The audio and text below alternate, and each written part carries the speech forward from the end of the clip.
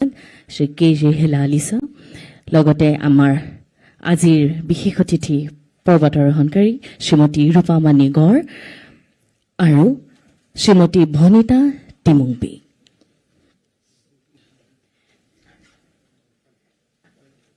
মাননীয় মন্ত্ৰী মহোদয়ক আমি মাননীয় বিধায়ক মহোদয়ক আমি আসন গ্ৰহণ কৰিবলৈ অনুৰোধ জনাইছো।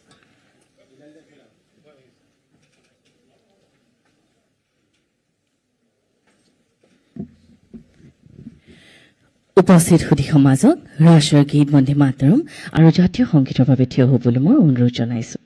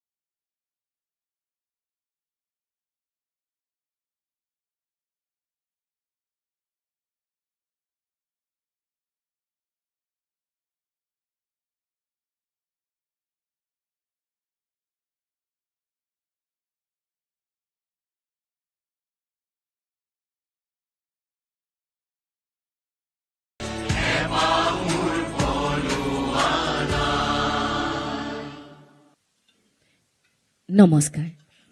পৰম শ্ৰদ্ধাৰ সুধীবৃন্দ অসমৰ মাননীয় মুখ্যমন্ত্ৰী মহোদয় কৰকমলেৰে আজি বিশ্বৰ সৰ্বোচ্চ শৃংগ মাউণ্ট এভাৰেষ্টৰ বুকুত ত্ৰিৰংগা আৰু অসমৰ নাম গৌৰৱেৰে উৰুৱাই ইতিহাস ৰচা প্ৰথমগৰাকী অসমীয়া মহিলা তথা ITBPৰ সাহসী বিষয়া শ্ৰীমতী ৰূপামণি গড়ৰ তেখেতৰ এই অভূতপূৰ্ব সাফল্যৰ বাবে আয়োজন কৰা সম্বৰ্ধনা জ্ঞাপন অনুষ্ঠানত আপোনাক সবাকে মই সাদৰ সম্ভাষণ জনাইছো। এতিয়া আদৰণি ভাষণ প্ৰদান কৰিবলৈ মই অনুৰোধ জনাইছো অসম চৰকাৰৰ ক্ৰীড়া আৰু যুৱ কল্যাণ বিভাগৰ বিশেষ সচিব শ্ৰী কৌছৰ জামিল হিলালী মহোদয়। Honorable Chief Minister Assam, Dr. Hemanta Biswa Sharma, Honorable Minister Sri Rameshwar Teli, Honorable MLA Sri Manav Deka, Sri Krishna Kamaltati, also the stars of the afternoon, Srimati Rupamani Gaur and Srimati Bhonita Timungpi, members of the associations related to mountaineering in Assam, all others who are present here, ladies and gentlemen. It's my privilege and honor to welcome all of you to this felicitation ceremony. On the 21st of May 2026, Rupamani Gaur, who's sitting right in front of you, became the first woman from the state of Assam to scale Mount Everest. Along with her, Bhonita Temungpi, who's sitting to her left, she was the deputy leader of the all-women's team under the aegis of the Indo-Tibetan Border Police. And they were both, successful in doing what they did. And today, as they sit here, they have become, the pride of our state. They have brought about so much of inspiration to all of us. If you remember, 2008 sonat prothombar Kunchuk Tempai climbed Mount Everest. And since then, we've had almost about 8 others who have scaled Mount Everest at some point or the other. আজি ইয়াতে উপস্থিত আছে দণ্ডগোপাল দাসো আছে মই Henry David ইংটিগো দেখি পাইছো দুয়োজন আছে ইয়াতে they are the inspiration for millions of young students and kids and athletes who want to get into mountaineering. We on behalf of the state government have decided to felicitate the 2 stars and মই আপোনালোকক সকলোকে এই অনুষ্ঠান লৈ সম্বৰ্ধনা অনুষ্ঠান লৈ আপোনালোকক মই আদৰণি জনাইছো আৰু এইখিনি কৈহে মোৰ বক্তব্য সামৰিছো ধন্যবাদ ধন্যবাদ মহোদয় এতিয়া আমি মূল কাৰ্যসূচীৰ দিশে আগবাঢ়িব ওলাইছো অৰ্থাৎ সম্বৰ্ধনা জ্ঞাপন মই মাননীয় মুখ্যমন্ত্ৰী মহোদয় তেখেতৰ কৰকমলেৰে ITBPৰ সাহসী বিষয়া এভাৰেষ্ট আৰোহণকাৰী অসমৰ গৌৰৱ শ্ৰীমতী ৰূপামণি গড়ক আনুষ্ঠানিকভাৱে সম্বৰ্ধনা জ্ঞাপন কৰিবলৈ অনুৰোধ জনাইছো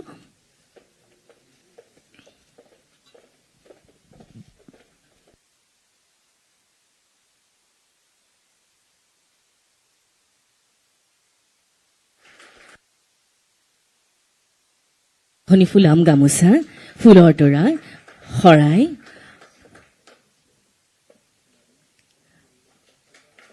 আৰু লগতে 10 লাখ টকাৰ এখনি চেক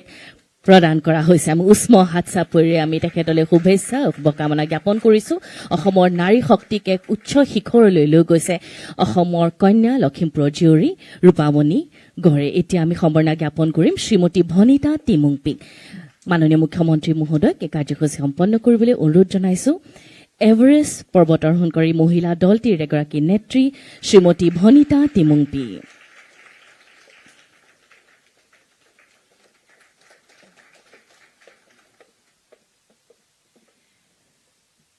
$2 লাখ টকাৰ এখনি চেক লগতে এখনি শৰাই আৰু ফুলৰ তোৰা আৰু গামোচা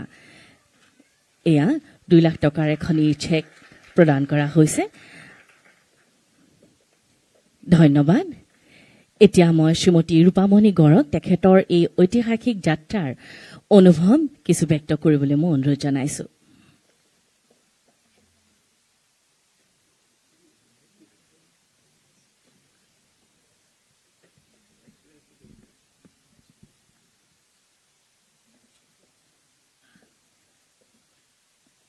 Namaskar, respected Chief Minister. ইয়াত উপস্থিত ছাৰহেত মোৰ এক্সপিৰিয়েঞ্চটো মই মোৰ ডিপাৰ্টমেণ্টৰ ফালৰ পৰা এইটো সুযোগ পাইছিলোঁ মাউণ্ট এভাৰেষ্টৰ কাৰণে মই 2025ত ছিলেক্ট হৈছিলোঁ যিহেতু এইটো আপোনালোকে জানে কিমান হাৰ্ডৱৰ্ক হয় এইটো মাউণ্টেনিয়াৰিং ফিল্ডটো তো আমাৰ ডিপাৰ্টমেণ্টৰ ফালৰ পৰা টাৰ্গেট ৰাখিছিলে এটা মহিলাৰ টীম বনাবৰ কাৰণে আৰু তাতে মই ছিলেকশ্যন হৈছিলোঁ আৰু এইটো টীমত আমাৰ 11জনী ছোৱালী আছিলে আৰু 11জনী ছোৱালীয়ে ছাকচেছ হৈছে এইটো গোটেই আমাৰ ভাৰতৰ ফাৰ্ষ্ট এইটো টীম বনাইছিলে লেডিজ টীম আৰু গোটেই ছাকচেছ হৈছিলে তাৰে মই এটা লাকি ক'বৰ কাৰণে আৰু মই অসম ফালৰ পৰা প্ৰেজেণ্ট কৰিলোঁ আৰু মই ছাকচেছ হৈছোঁ তো মই নিজে বহুত সুখী মই আমাৰ অসম চৰকাৰৰ ফালৰ পৰা মই ছিলেক্ট হৈ মই এইটো ছাকচেছ কৰিছোঁ তাৰ কাৰণে মই নিজকে বহুত প্ৰাউড ফিল কৰিছোঁ যেহেতু মাউণ্ট এভাৰেষ্টটো আপোনালোকে চাইছে কিমান হাৰ্ডৱৰ্ক হয় তাতে যেতিয়া আমি ক্লাইম্ব কৰিব গৈছিলোঁ তেতিয়া তাতে বহুত ঠাণ্ডা আৰু বহুত হাৱা তাত যাবৰ কাৰণে মতলব তাত ওপৰত খাব নোৱাৰি বহুত হেডেক হয় তো তাতে আমাক যিহেতু ট্ৰেইনিং আগৰ পৰাই দিয়া হৈছিলে বহুত আমাক কোৱা হৈছিলে তাত কেনেকৈ ছাৰ্ভাইভ কৰিব লাগে সেই সময়তে আমি আগবাঢ়ি গৈছিলোঁ আমাৰ টীম লিডাৰ মেমেও আমাক বহুত গাইড কৰিছিলে যেহেতু আমি ছোৱালী তাত ওপৰত আমাৰ বহুত অসুবিধাও হয় তাতো আমি নিজকে আগবঢ়াই লৈছিলোঁ আৰু এইটো যাত্ৰা আমি 21 মে'ত আমি ফাইনেলি ছাবমিট কৰি এইটো ছাকচেছ কৰিছিলোঁ থেংক ইউ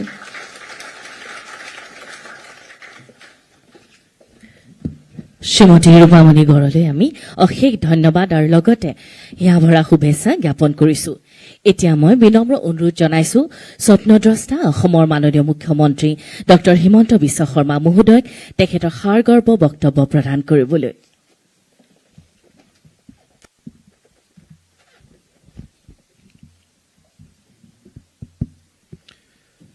আজি আমাৰ এই সভাত উপস্থিত অসম চৰকাৰৰ সন্মানীয় মন্ত্ৰী ৰামেশ্বৰ তেলী ডাঙৰীয়া লখিমপুৰ সমষ্টিৰ সন্মানীয় বিধায়ক মানৱ ডেকা ডাঙৰীয়া ৰঙাপাৰা সমষ্টিৰ সন্মানীয় বিধায়ক কৃষ্ণকমল তাঁতী ডাঙৰীয়া আমাৰ মাজত উপস্থিত এভাৰেষ্ট বিজয়ী ৰূপামণি গড় ডাঙৰীয়ানী আৰু সেই টিমৰ ডেপুটি লিডাৰ আমাৰ ভনিতা টিমুংপি ডাঙৰীয়ানী ৰাজ্য চৰকাৰৰ ক্ৰীড়া বিভাগৰ বিশেষ সচিব শ্ৰী হিলালী ডাঙৰীয়া উপস্থিত সুধীবৃন্দ আৰু মোৰ অতিকে মৰমৰ যুৱক যুৱতী বন্ধু বান্ধৱীসকল পৃথিৱীৰ সৰ্বোচ্চ শৃংগ এভাৰেষ্ট শিখৰ আৰোহণ কৰা অসমৰ প্ৰথমগৰাকী মহিলা হিচাপে ইতিহাস ৰচনা কৰা শ্ৰীমতী ৰূপামণি গড়ক সম্বৰ্ধনা জনাবলৈ আমি ইয়াত আজি সমবেত হৈছোঁ লখিমপুৰ জিলাৰ বগীনদী অঞ্চলৰ নগাঁও পথাৰ গাঁৱৰ কন্যা ৰূপামণি গড়ৰ এই সাফল্য সমগ্ৰ অসমবাসীৰ বাবে এক গৌৰৱৰ বিষয় 2026 চনৰ 21 মে তাৰিখে ITBPৰ মহিলা এভাৰেষ্ট অভিযানৰ সদস্যা হিচাপে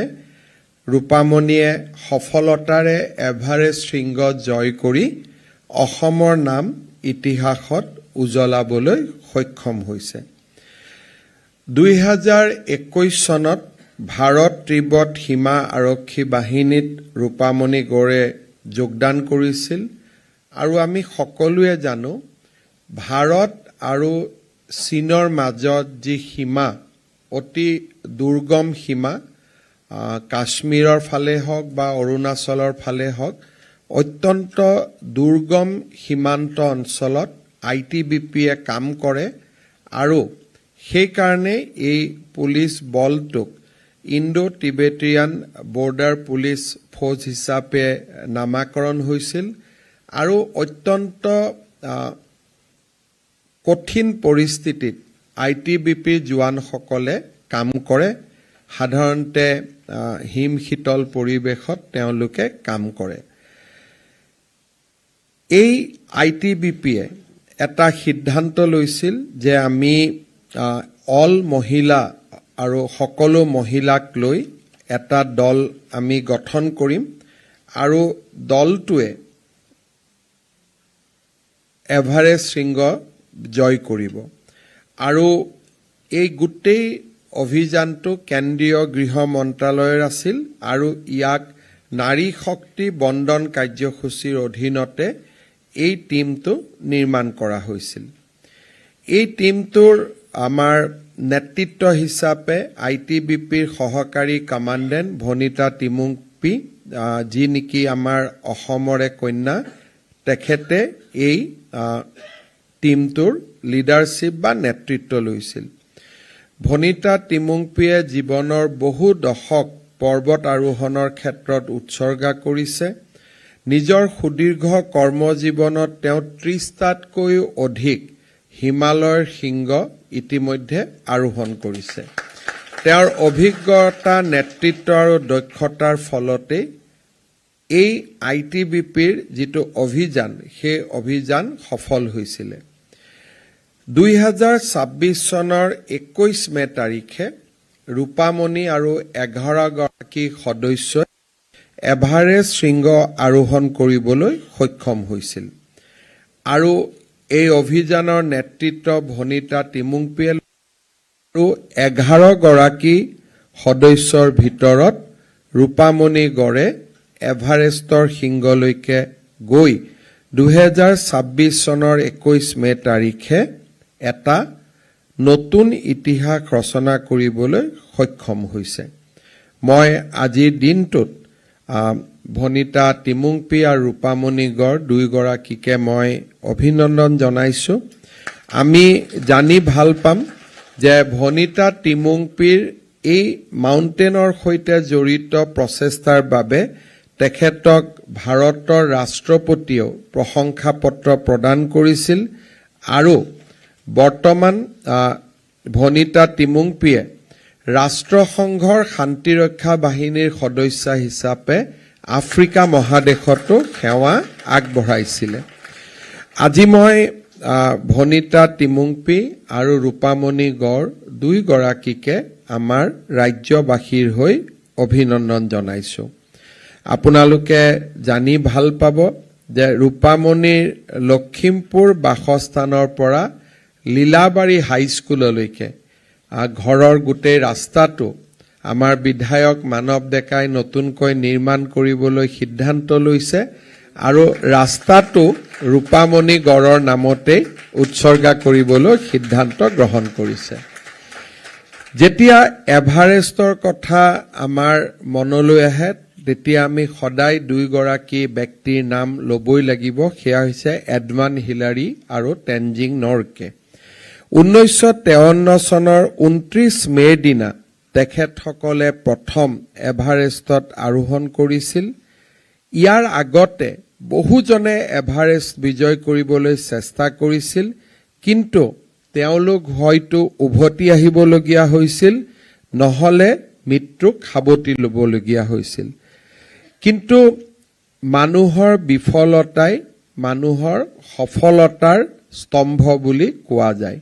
আৰু সেই কাৰণে 1953 চনৰ 29 মেৰ দিনা এডমাণ্ড হিলাৰী আৰু টেনজিং নৰগে সফলতাৰে এই এভাৰেষ্ট শৃংগ আৰোহণ কৰিছিল এভাৰেষ্ট জয় কৰিবলৈ মৃত্যুক সাৱটি লোৱা জৰ্জ মেলৰী নামৰ এগৰাকী ব্ৰিটিছ পৰ্বত আৰোহণকাৰীৰ কথাও মই আজি ক'ব খুজিছো 1921 চনত মেলৰীয়ে প্ৰথমবাৰৰ বাবে এভাৰেষ্ট আৰোহণৰ চেষ্টা কৰিছিল তেওঁৰ দলটো বিফল হৈছিল তেওঁ আকৌ দ্বিতীয়বাৰ চেষ্টা কৰিছিল হতাশ নহৈ তৃতীয়বাৰৰ বাবে তেওঁ আৰু এবাৰ এভাৰেষ্ট জয় কৰিবলৈ চেষ্টা কৰিছিল অভিযান কালত ভয়ংকৰ তুষাৰ প্ৰপাতত মেলৰী আৰু তেওঁৰ বেছিভাগ সংগীক উটুৱাই লৈ গৈছিল আৰু বৰফৰ বুকুতে তেওঁলোকৰ জীৱন্তে সমাধি হৈছিল অৰ্থাৎ 1921 চনৰ পৰাই মানুহে প্ৰচেষ্টা কৰিছিল কোনোবা এবাৰ সাকসেস হোৱা নাছিল আকৌ গৈছিল এই ধৰণে এভাৰেষ্ট বিজয় কৰিবলৈ মানুহে অভূতপূৰ্ব প্ৰচেষ্টা চলাইছিল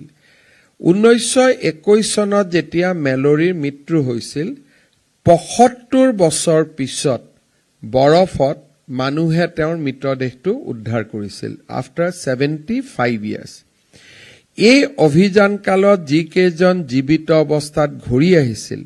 তেওঁলোকে মেলৰীৰ স্মৃতিত এখন সভা আয়োজন কৰিছিল আৰু সেই সভাত এভাৰেষ্টক সম্বোধন কৰি দলৰ নেতাজনে কৈছিল তুমি আমাক 3 বাৰ পৰাস্ত কৰিলা অৰ্থাৎ কাক কৈছিল এভাৰেষ্টক কৈছিল যে এভাৰেষ্ট তুমি আমাক 3 বাৰ হৰুৱালা কিন্তু এদিন আমি তোমাক হৰুৱামে এইটো হৈছিল মানৱ সভ্যতা বা মানুহৰ দুৰ্দমনীয় যিটো সাহস যে আমি যদি বিফল হওঁ আমি এই বিফলতাক মানি নলওঁ পৰাজয়ক আমি মানি নলওঁ আৰু পৰাজয়ক আমি সদায় বিজয়লৈ ৰূপান্তৰ কৰিম তেওঁ আৰু কৈছিল কাৰণ তুমি এতিয়া যিমান ওখ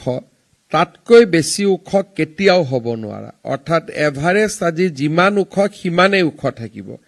কিন্তু আমি মানুহ আমি সদায় ওখ হৈ গৈয়ে থাকিম পৰ্বত ওখ হ'ব নোৱাৰে পৰ্বতত বৰফ গলি পৰ্বত সৰু হ'ব পাৰে কিন্তু মানুহৰ যিটো অদম্য উৎসাহ মানুহক কোনেও ধৰি ৰাখিব নোৱাৰে মানুহে ওখ হৈ গৈয়ে থাকিব আৰু আজি এটাৰ পিছত এটা সফল পৰ্বত আৰোহণৰ বৰ্ণিল কাহিনীয়ে আমাক মেলৰীলৈ মনত পেলাই দিয়ে আৰু এই গোটেই মানুহৰ দুৰ্দমনীয় সাহসৰ কথাও মনত পেলাই দিয়ে আমাৰ অসমৰো মাউণ্টেনিঙৰ এটা সুদীৰ্ঘ ইতিহাস আছে 1948 চনত ৰোহিণী কুমাৰ ভূঞা আৰু অতনু প্ৰসাদ বৰুৱাই অসমৰ প্ৰথমটো দুঃসাহসিক ক্ৰীড়া সংগঠন অসম পৰ্বত আৰোহণ সন্থাৰ জন্ম দি অসমত পৰ্বত আৰোহণৰ ভেটি স্থাপন কৰিছিল 1970 চনত ৰোহিণী কুমাৰ ভূঞাই অসম পৰ্বত আৰোহণকাৰী দলৰ নেতৃত্ব দি হিমালয়ৰ বুকুত প্ৰথমবাৰৰ বাবে আৰোহণ কৰিছিল সেই প্ৰথম প্ৰয়াসতে 6352 মিটাৰ উচ্চতাৰ বেথাৰভলি সাউথ শিখৰত 1970 চনৰ 28 ছেপ্টেম্বৰৰ দিনা ৰোহিণী ভূঞাই খঙেন্দ্ৰনাথ বৰাৰ সৈতে আৰোহণ কৰিছিল হিমালয় শিখৰত ফুলাম গামোচা উৰুৱা এইটোৱে প্ৰথম ঘটনা আছিল তাৰ 5 দিন পিছত 3 অক্টোবৰৰ দিনা মৃগাথনি শিখৰ আৰোহণত সফল হৈছিল আন দুগৰাকী অসমীয়া পৰ্বত আৰোহী অজিত শৰ্মা আৰু ভগত সিং এই আছিল অসমৰ পৰ্বত আৰোহণৰ যুগান্তকাৰী অধ্যায়ৰ আৰম্ভণি তাৰ পিছত পৰ্বত আৰোহণত অংশগ্ৰহণ কৰিবলৈ বহু অসমীয়া যুৱক আগবাঢ়ি আহিছিল 1974 চনত ৰোহিণী কুমাৰ ভূঞাৰ দা এডভেঞ্চাৰাছ নামৰ অসমৰ দ্বিতীয়টো পৰ্বত আৰোহণ সন্থাৰ তেখেতে জন্ম দিছিল 1979 চনৰ কেদাৰনাথ দমৰ শিখৰ আৰোহণ কৰি উভতি অহাৰ পথত 5 অক্টোবৰত এক তুষাৰ ধুমুহাত ৰোহিণী কুমাৰ ভূঞাই মৃত্যুক সাৱটি লৈছিল পৰৱৰ্তী সময়ত নেছিম আখতাৰৰ নেতৃত্বত এডভেঞ্চাৰাছ ফৰাম অফ ইউথ নামে আন এক সংগঠনৰ জন্ম হৈছিল 1985 চনত এক্সপ্লৰাছ নামেৰে আন এটি পৰ্বত আৰোহণ সন্থাৰ জন্ম হয় 2012 চনত অসমৰ পৰা প্ৰথমবাৰৰ বাবে প্ৰণয় বৰদলৈ এটা আন্তৰ্জাতিক এভাৰেষ্ট অভিযানত অংশগ্ৰহণ কৰিছিল কিন্তু প্ৰতিকূল বতৰৰ বাবে তেওঁ 3 নম্বৰ শিবিৰৰ পৰা উভতি আহিছিল 2013 চনৰ 19 মেত তৰুণ শইকীয়া এভাৰেষ্ট শিখৰ আৰোহণ কৰি প্ৰথম অসমীয়া হিচাপে নিজৰ নাম সোণালী আখৰেৰে খোদিত কৰিছিল আনহাতে সেই বছৰৰে 25 মেৰ দিনা মনীষ কুমাৰ ডেকাই এভাৰেষ্ট আৰোহণ কৰিছিল 2015 চনত আমি আৰু এটা এনেকুৱা অভিযানক আমি প্ৰেৰণা দিছিলোঁ আৰু সেই অভিযানত নন্দ দুলাল দাস হেনৰি ডেভিড টেৰন আৰু খৰচিং তেৰাঙে এভাৰেষ্ট বিজয় কৰিবলৈ সক্ষম হৈছিল আৰু সেই একেই বছৰতে নৱকুমাৰ ফুকনেও এভাৰেষ্ট আৰোহণ কৰিছিল কিন্তু কোনো মহিলাই বা যুৱতীয়ে আজিলৈকে এভাৰেষ্ট অসমৰ পৰা আৰোহণ কৰিব পৰা নাছিল যদিও দেশ আৰু বিদেশৰ বহু মহিলাই এভাৰেষ্টত আৰোহণ কৰিছে কোনো অসমীয়া মহিলাই আজিলৈকে এভাৰেষ্ট আৰোহণ কৰিব পৰা নাছিল আৰু সেই দিশৰ পৰা ৰূপামণি গড়ৰ নামটো নিশ্চয় আমাৰ ইতিহাসত সোণালী আখৰেৰে লিপিবদ্ধ হৈ থাকিব মই আজিৰ এই সুন্দৰ দিনটোত আমাৰ অসমবাসীৰ হৈ ৰূপামণি গড়ক অভিনন্দন জনাইছো আৰু আমাৰ অসমৰ উঠি অহা যুৱক যুৱতীক মাউণ্টেনিঙৰ দৰে সাহসী অভিযানত অংশগ্ৰহণ কৰাৰ বাবে মই আহ্বান জনাম আমি আৰু বহুত শৃংগ আৰোহণ কৰিবলৈ বাকী আছে আমি কাঞ্চনজংঘা অভিযানো আমি কৰিছো কিন্তু হিমালয়ৰ বুকুত বহু শিখৰ আছে য'ত আমি আজিও যোৱা নাই আমি নিশ্চিতভাৱে দেশৰ বিদেশৰ নাগৰিকসকলে যেনেকৈ গৈছে শিখৰ বিজয় কৰিছে আমি অসমীয়া যুৱক যুৱতীয়েও এনেধৰণে শিখৰ বিজয়ৰ অভিযানত আমি নিজকে নিয়োজিত কৰিম মই আজি আমি ৰাজ্য চৰকাৰৰ পৰা এটা অকণমান আৰ্থিক সাহায্যৰে ৰূপামণি গড়ক সম্বৰ্ধনা জনাইছো ভনিতা টিমুংপিক সম্বৰ্ধনা জনাইছো কিন্তু আমি বিচাৰো যে স্পৰ্টছ পৰ্বত আৰোহণ এইবিলাকক আমাৰ উঠি অহা ল'ৰা ছোৱালীয়ে কেৰিয়াৰ হিচাপে ল'ব লাগে কাৰণ আমি অসমীয়াই আৰু বহুত কৰিব বাকী আছে ডেফিনেটলি চৰকাৰেও এনেবোৰ কামত ইনস্পায়াৰ কৰিব লাগে আমি অসমীয়া কিমান গৰ্বিত যে কেইদিনমানৰ দুটা দিন আগৰ পৰা আমাৰ কমনৱেলথ গেম আৰম্ভ হৈছে এইবাৰ কমনৱেলথ গেমছৰ যিটো ভাৰতীয় দলৰ মাছ পাছ তাতে সন্মুখৰ পৰা পতাকা লৈ ভাৰতীয় দলক নেতৃত্ব দিছে লভলীনা বৰগোহাঁই অৰ্থাৎ আমি অসমৰ যুৱক যুৱতী আগুৱাই গৈছো কিন্তু আৰু বহুত কৰিবৰ কাৰণে আমি বাকী আছে আমি নিশ্চয় আৰু আগুৱাই যাবৰ কাৰণে সংকল্প ল'ব লাগিব মই আইটিবিপিৰ লগত কথা পাতিম আইটিবিপিয়ে যদি এগ্ৰি কৰে ৰূপামণি গড়ক আমি অসম পুলিচত সাব ইন্সপেক্টৰ হিচাপে এটা আমি চাকৰিও দিম যাতে তেওঁ মাউণ্টেনিঙত আমাৰ ল'ৰা ছোৱালীক আগুৱাই নিবৰ কাৰণে প্ৰয়াস আৰু প্ৰচেষ্টা কৰিব পাৰে নিজে আৰোহণ কৰাৰ পিছত আৰু 10 গৰাকীক যাতে আৰোহণ কৰাবলৈ অনুপ্ৰাণিত কৰিব পাৰে এই দুআষাৰ কৈ মই পুনৰ এবাৰ সকলোকে অভিনন্দন জনাইছো আৰু মই ৰূপামণি গড় আৰু ভনিতা টিমুংপিক আকৌ এবাৰ মই অভিনন্দন জনাই মই মোৰ বক্তব্য সামৰণি মাৰিছো ধন্যবাদ অসমৰ প্ৰতিভাৱান যুৱক যুৱতীসকলক বিশ্ব দৰবাৰত উজ্বলিবলৈ তেখেতসকলক সকলো দিশতে সবল কৰি তোলা আমাৰ দূৰদৰ্শী নেতা তেখেতৰ প্ৰেৰণাদায়ক নেতৃত্বৰ বাবে আমি তেখেতলৈ অশেষ ধন্যবাদ আৰু কৃতজ্ঞতা জ্ঞাপন কৰিছো পৰম শ্ৰদ্ধাৰ সুধীবৃন্দ আমি আজিৰ এই বিশেষ সভাখনিৰ অন্তিম পৰ্যায়ত আহি উপনীত হৈছোহি পুনৰবাৰ অসমৰ মাননীয় মুখ্যমন্ত্ৰী মহোদয়ৰ বহুমূলীয়া উপস্থিতিৰ বাবে আমি তেখেতলৈ ধন্যবাদ আৰু কৃতজ্ঞতা জ্ঞাপন কৰিছো লগতে পুনৰবাৰ আমি শ্ৰীমতী ৰূপামণি গড়লৈ শুভেচ্ছা জ্ঞাপন কৰি মঞ্চত আসন শুৱনি কৰা আটাইকেইগৰাকী সন্মানীয় অতিথি উপস্থিত সুধী সমাজ আৰু সংবাদ মাধ্যমলৈ ধন্যবাদ জ্ঞাপন কৰি ৰাষ্ট্ৰীয় সংগীতেৰে আমি অনুষ্ঠান সামৰিবলৈ লৈছো সবাকে থিয় হ'বলৈ মই অনুৰোধ জনালো गण गण मन अधि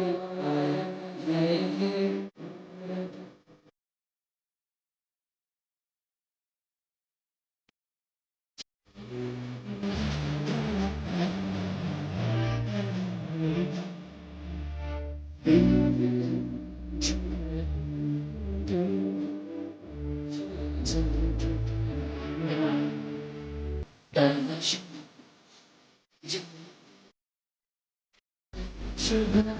Shiva, Jaya